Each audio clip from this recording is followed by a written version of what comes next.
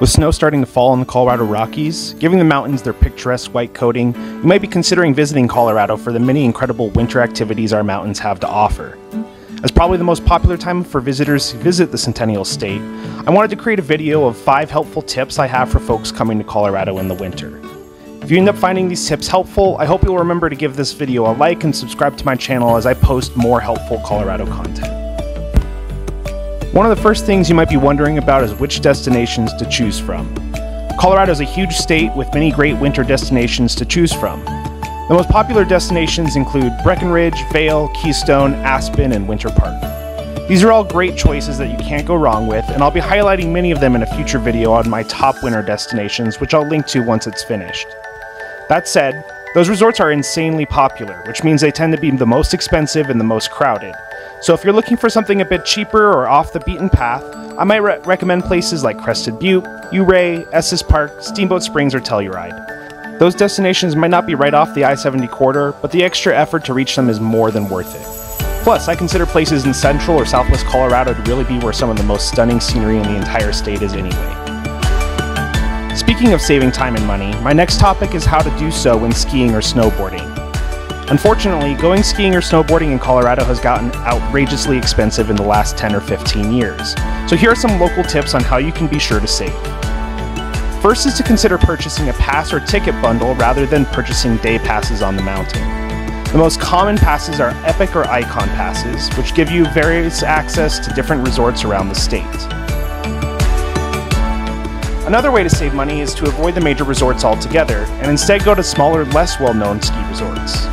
Here are some of my favorites. While you don't get some of the amenities of the big resorts, if your main goal is to ski or snowboard, you can save a lot of money by going to these smaller mountains. If you're planning on renting gear, one way to save money is to rent your gear in Denver rather than at the resorts themselves.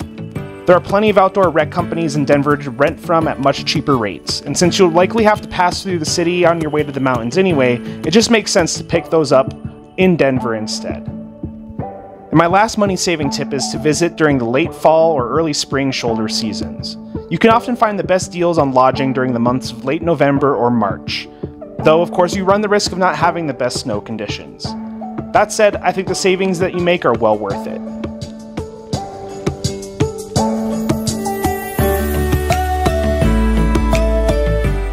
My next tip is to think outside the ski areas and consider some other awesome winter activities that are much cheaper but can be just as fun. Snowshoeing is one option if you want to get out into the mountains and enjoy nature and scenery, and you can hike any number of trails outside of the big resorts. You can often find snowshoe rentals for less than $10 a day, so it's a very cheap alternative to skiing or snowboarding.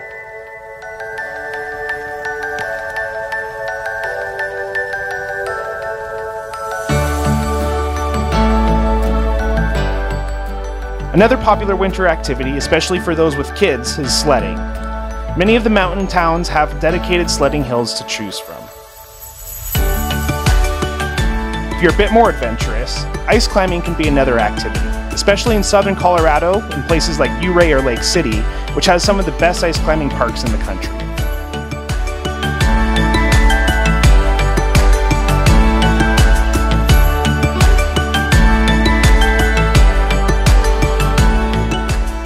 Finally, one of my favorite winter activities is to visit one of the many hot springs located throughout the state. It's so relaxing warming up in the warm mineral waters of a hot spring on a cold winter day, and it's a perfect activity for those who don't enjoy winter sports as much.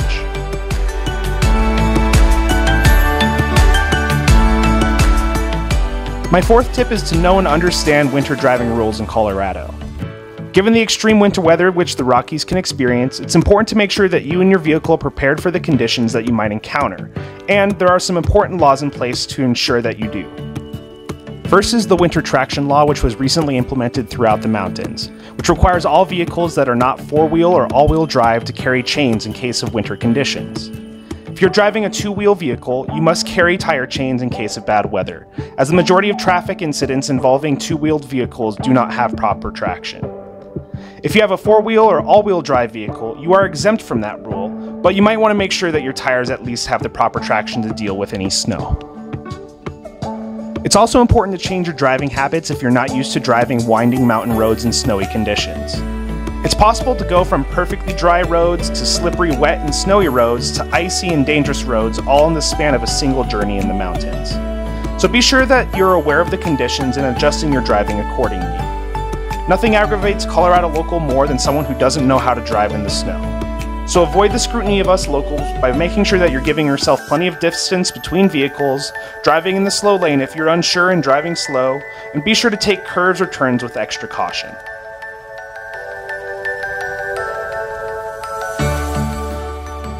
My final tip is to know and understand travel times during winter months in Colorado. I think one thing which really surprises a lot of visitors is how crowded our highways can get in the winter, especially on weekends. The main artery through the mountains on I-70 in particular can get really bad, where a journey from the main ski resorts to Denver that usually takes an hour to an hour and a half can take upwards of 3 or 4 hours during peak traffic times on weekend afternoons. I always recommend giving yourself 2 hours more than you think you might need to get back to Denver to catch a flight or something, as there really is no way to avoid that traffic if you have to travel on peak times. One way to also know what traffic or road conditions are like is to go to cotrip.org, which is a website that monitors all of those conditions. It also includes things like webcams to see what current conditions are throughout the state.